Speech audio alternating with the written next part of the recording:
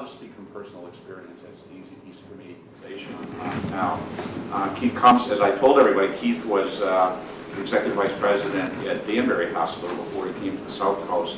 So that was the hospital that took care of the kids and the teachers who were affected in Newtown. And Keith wrote an op-ed piece about violence and mental health issues. So very, very excited. So I'll turn over to you, Keith.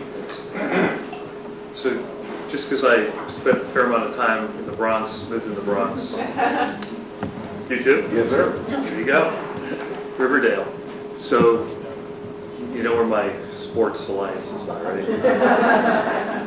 Yankees, Giants. I think if we could relate it to what's happening in healthcare, but how it's affecting this region, I think it might be a more meaningful discussion. And it might give you some insight into some of the things that maybe we're doing at Southcoast, or maybe that are happening within the region with all the providers. We could maybe make some sense of it, because some of the things that we appear to be doing don't make sense. But if you look at kind of the longer-term goal of what we're trying to accomplish, it might really be helpful to generally understand. So,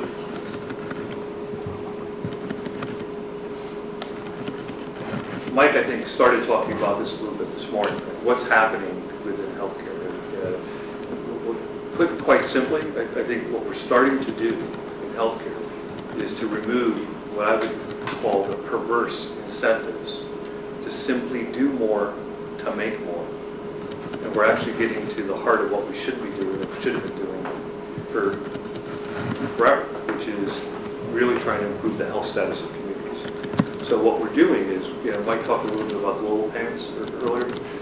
We're now being incentivized to do the right things to promote the health and wellness of the population, to reduce the risk factors that you heard Dave talking about earlier. Prevalence rates here in the Southcoast, they're amongst the highest in the entire Commonwealth.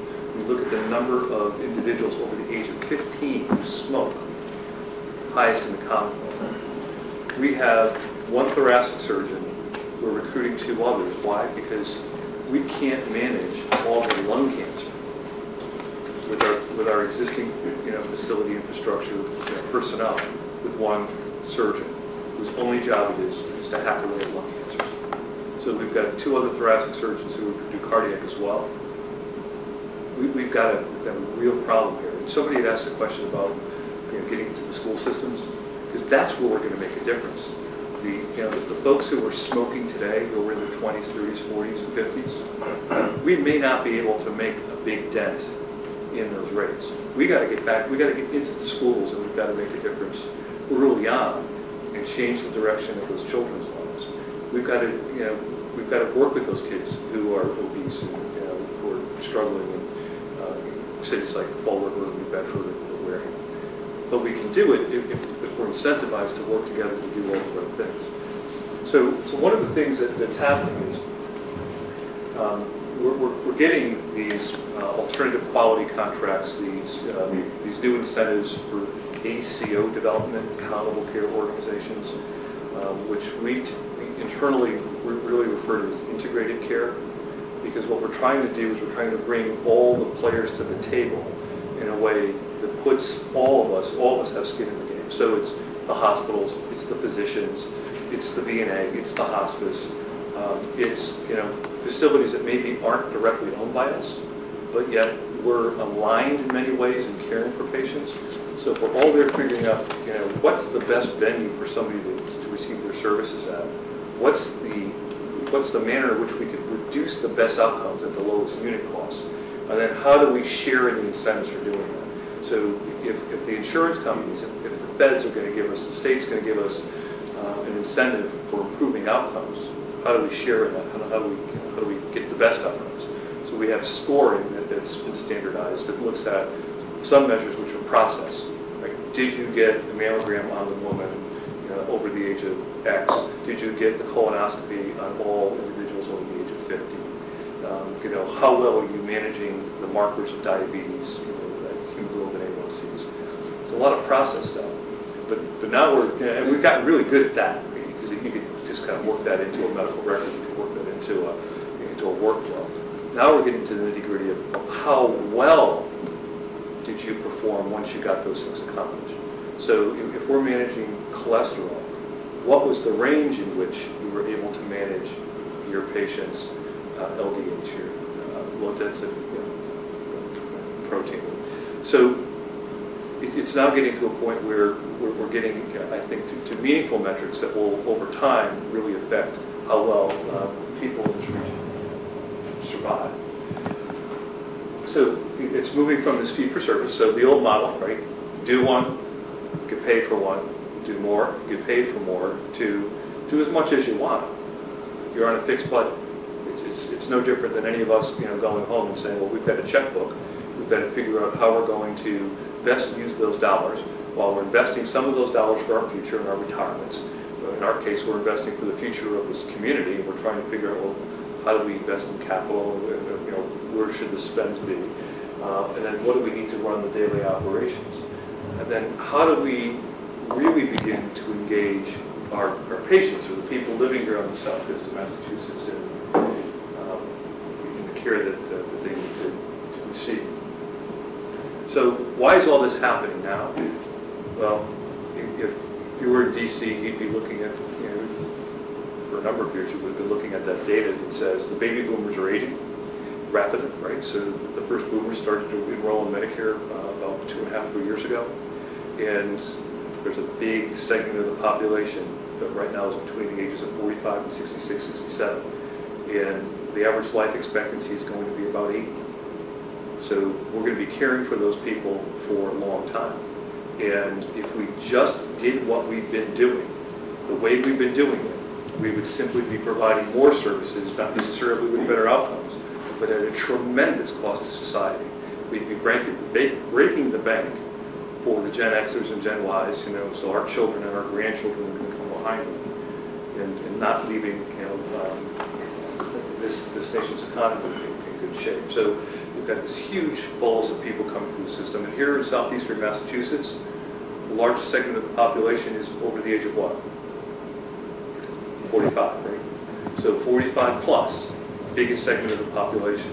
The two largest segments are obviously 45 to 65, 66 plus. We've got issues with regard to the workforce. So we've got challenges in providing. So when we talk about some of the issues that we're facing, it's not just the diseases and the prevalence here. It's the access to providers to help care for those people. So when you look at the ratio of primary care providers per thousand population, when you look at the accessibility of specialists, there's a lot that you could probably cull out of the local media to come up with the impression that we're in sort of a medical arms race here, right? There's the Stewart system, there's Southcoast, they're both growing, and they're both kind of fighting it out, and, for what? The same patient base. The reality is that if I looked at almost any subspecialty service, orthopedics, general surgery, otolaryngology, so ear, nose, and throat, you kind of go through the ologies. 40% of the folks living here in southeastern Massachusetts leave this community to go get care in Boston. Why? Is the care so much better in Boston? Well, yeah, probably, 5, 6, 7% of the folks are always going to believe care is better in Boston. But the remaining folks who are leaving this market leave the market because they're waiting 3 months, 4 months, 6 months to get an appointment because access is an issue. There are really good doctors here in southeastern Massachusetts. There are really good doctors at St. John's. There are really good doctors at Charlton and St. Luke's and at Toby. But we don't have enough of them. So we've got a workforce, a physician workforce, that's aging at the same rate as the population. We don't have enough doctors to begin with. We need to bring more physicians into the community. And why should we do that? Why not just let everybody go to Boston? Well, I'm sure many of you have made the trip up to the Longwood Medical Complex, either for something personal or maybe for a family member. It isn't easy to get there. So if you've got a 9 o'clock appointment, you better be on the road by 6:30, right? And then you've got to find a place to park. It's going to probably cost you $20 to park, for a little 1 hour appointment. And then you got to do that reverse commute all the way back. So there's the cost and the impact of having to travel for care. It takes you away from work. It makes you less productive. If you have a family member who's hospitalized or going through something up there, then it might be multiple trips, sometimes multiple trips in a week if somebody's going for a chemotherapeutic regimen. Why not provide the services here?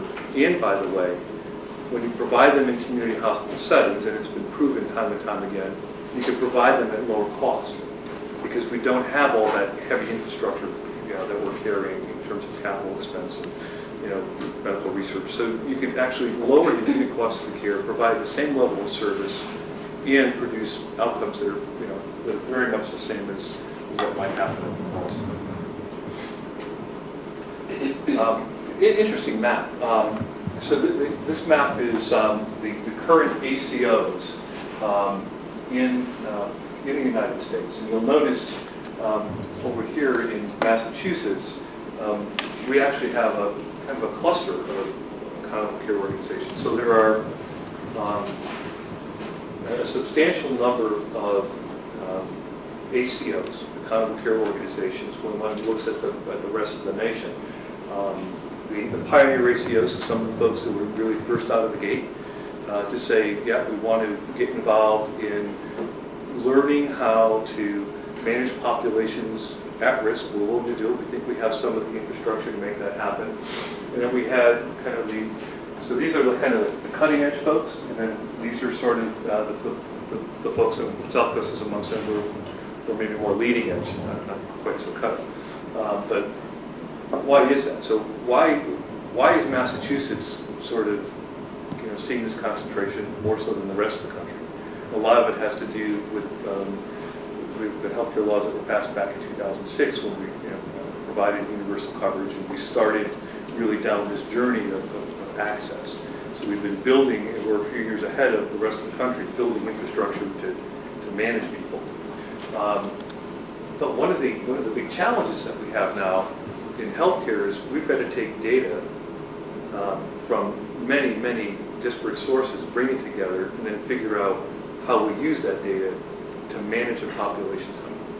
So when we think about the challenges that we face, we've got the challenge of prevalence of disease, the challenges that are associated with poverty and unemployment, the challenges of workforce, the challenges of an aging population, and then the challenges of the information that we need to make really good decisions about what kind of care we should be providing to patients. So one would think that if you have a CAT scanner and an MRI and an interventional radiology or cardiology room, you've got a physician record, you've got a hospital electronic health record, but they must all talk, right? They don't all talk, which is part of the problem. They've got to be integrated. We've got to pull data from our own internal sources clinically, and then we've got to get data from the payers. And by the way, when the payers give you the data dump, it isn't standardized either.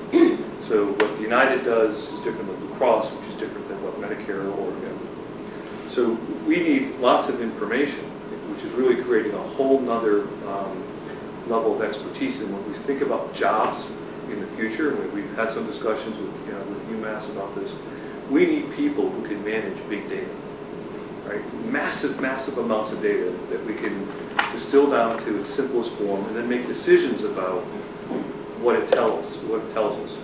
So it may be that Dr. Smith treats his patients who have had a heart attack, myocardial infarction, with a beta blocker and an aspirin, and his particular post-MI regimen costs $100 a month. Dr. Jones treats those same patients with a myriad of drugs, and it costs $4,000 a month.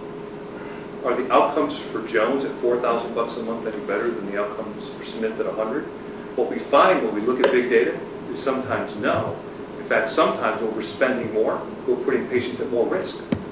But we don't know that until we really start to look at, well, how does it affect not just 5 or 6 people, but hundreds or thousands of people who are being treated in a particular way.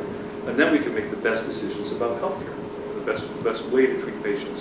We'll set the cases wagon and savings. You're all here in the market. So we have, in what we consider to be the core market, roughly 370,000 people living between Wareham and Fall River, or actually just to the other side of Fall River, Swansea, Seaconnor. our market in terms of where patients come from for Southcoast includes markets immediately to our north, up in Taunton and Middleborough and Carver. We see some in-migration from those communities. And more recently, we've established a working footprint in Quinnipiac Island, ironically. So I think today roughly 60% of all the primary care provided on Quinnipiac Island are employees of our medical.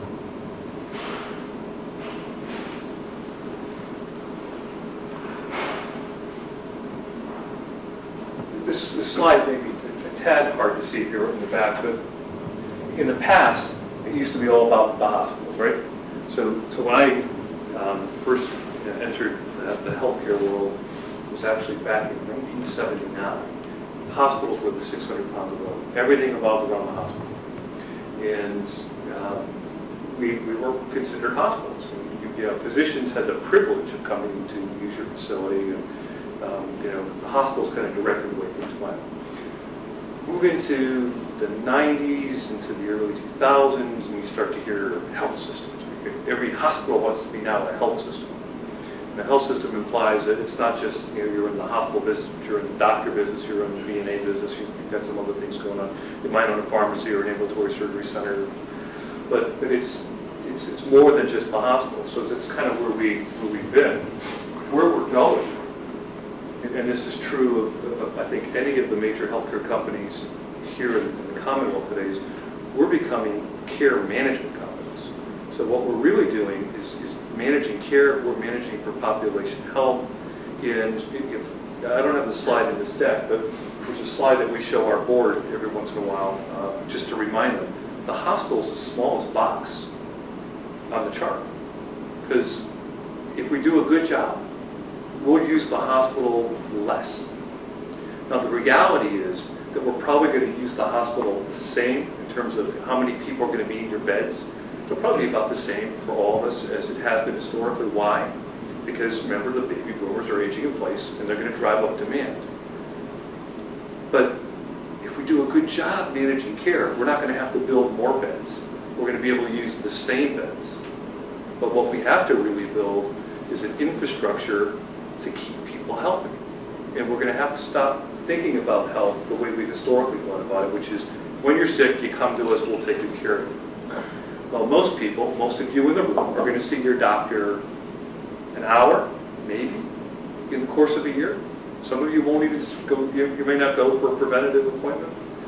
So if it's an hour a year, that means that 99.997% of the year, you're not in front of the provider. But what's happening is physiologically, you're eating high-fat foods, you're not exercising, you're smoking, you're having more than 2 glasses of wine a night, and your body, in the disease processes that are happening to you, continue to march on. So we've got to figure out a way to connect with you for that 99.97% of the time that we don't see it, to keep you healthy and to help you make the right choices. And I know Dave's last slide actually said something to the effect of encouraging healthy choices. That's the kind of stuff we have to do. So as a hospital guy, I never thought about my responsibility, in really promoting the health awareness of the community. Guys like Dave did that, right? So come to me when you're sick, and my job is to run a good hospital and really make sure that we don't harm you, that we treat you correctly, and then we satisfy you with your experience in the hospital. Not anymore. Now, we're figuring things out together. So obesity, for example, it's easy to solve, right? Easy. Eat less, exercise more, right? Rich. But the problem is, we can, and think about it from the typical physician's perspective, right? You come into the office, Keith, you're 10 pounds overweight, you got to eat less and exercise more. Thanks, doc. But if I'm going home to a neighborhood where when it's dark out at night, and I'm going for that walk, I could get shot. Am I going to do it? Probably not. Am I going to want my kids to do it? Probably not. if there isn't a playground or a swing set or a jungle gym or somewhere where they could, a pool where they could exercise, are the kids going to do that? No. If I'm a woman who's got 3 jobs and I'm doing that to be able to pay my rent, and it comes down to, do I pay my rent? Do I pay my car payment so I can drive to work, or do I fill my 6 prescriptions? Probably not going to do it. So I'm not going to get better. I'm not going to lose weight. So what we have to do is stop thinking about the way we spend our money, because it might be more appropriate, it might be better and cheaper in the long term if what we're doing is really being incentivized to care for a population, for us to spend that $50 on the prescriptions, and here's your medicines, take them. So that now you've got that money to maybe, instead of going to Mickey D's for dinner, you could go to Market Basket and buy some fresh vegetables and some salads, and things that will keep you healthy. So it's about really informing those lifestyle choices that over time. And this is not something we're going to do in a year, in 2 years.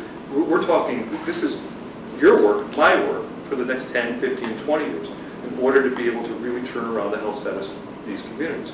So if you looked at some of the goals that we're setting up for the leadership team at Southcoast, one of the metrics for the leadership team is, and it's incremental, so it's not overnight, that we get the incidence rate of obesity, smoking, and diabetes, and complications of diabetes, down to the Commonwealth median. So we're 2 standard deviations out right now. And what we're saying is, let's be at least what the Commonwealth is over the next decade. Let's figure out how we improve population health to get to a really good place. And we can't do that without being in partnership with schools, the other agencies, our competitors. We all got to work together to really make that happen. But it is a transition. So hospitals and health systems really to bringing everybody in under the same umbrella to say, I think we all just talk about this. This is really about, the market forces that are really going to drive down utilization on expensive, low-yield stuff, and really focus on the things that are going to be better predictors of long-term health. On a national level, ACOs are going to continue to grow. We're going to see more and more focus on integrated care. Back in the 90s, when I worked in New York City, we went through this period where there was a thing called capitation. So we were being incentivized to get one pot of money to care for the population. Nobody had the infrastructure, nobody had the wherewithal to see what this could really be, and it failed miserably. I think this is not a trend, it's not a fad. We as providers are going to continue to have to do things differently than we've been doing them, because there isn't any choice. Because we can't afford, monetarily or otherwise not to. Stop me at any point. I'm doing exactly what I said I didn't want to do. So I'm talking at you guys, and if you have questions, I'd rather have a conversation than just a presentation. So how does this kind of all come together? It's remembering why we're here, right? It's the patients.